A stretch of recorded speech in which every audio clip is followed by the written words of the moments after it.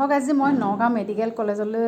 লৈ যাওঁ আপোনালোককো অকণমান দেখাম আৰু যিহেতু মানে কিছুমান সমস্যা তাত মানে হৈ আছে বৰ্তমান মই সেই বিষয়ে অকণমান ক'ব বিচাৰিছোঁ যিহেতু সকলো ৰোগীয়ে সেইটো সন্মুখীন হ'বলগীয়া হৈছে মই নিজ চকুৰে দেখিছোঁ গতিকে মই মানে কথাষাৰ অকণমান এনেকৈয়ে ক'লোঁ আৰু তাত মানে এইটো মূল গেটেটো আমি সোমাই গ'লোঁ ঠিকে আছে সকলো কিন্তু মানে তাত বহিবলৈ ইমানেই ব্যৱস্থা নাই আৰু সোমবাৰ দিনা মানে বহুত বেছি ভিৰ হয় আৰু বহিবলৈ ঠাই নাই মানুহবিলাকে য'ত ত'ত তলতে বহি আছে তাৰমানে বহিবলৈ যেনেকৈ ধৰ চকী থাকে সেইবিলাক মানে ব্যৱস্থাটো বহুত বেছি কম মানে কৈছোঁ বহুত বেছি কম মানে সামান্য কেইখনমান আছে যিখিনি মানে মানুহ বহিবলৈ মানে সকলোৱে বহিব নোৱাৰে গতিকে ইয়াত তলত দেখিছে নহয় য'ত ত'ত বহি আছে মানে দেখি বেয়া লাগে পৰিস্থিতিটো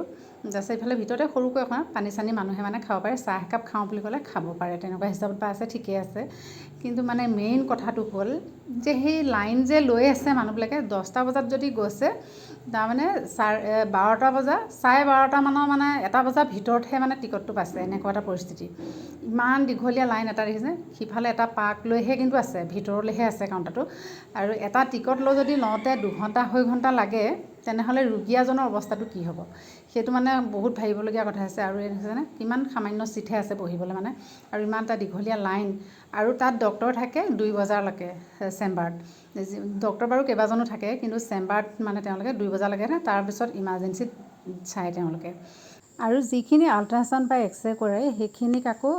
একদম ডেট দি পেলাই দিয়ে সেইখিনিও বাৰু একো নাই ক'বলগীয়া কিন্তু মেইন কথাটো হ'ল এই যিটো টিকেট কাউণ্টাৰ সেই টিকেট কাউণ্টাৰটো অকণমান যাতে স্পীড হয় আৰু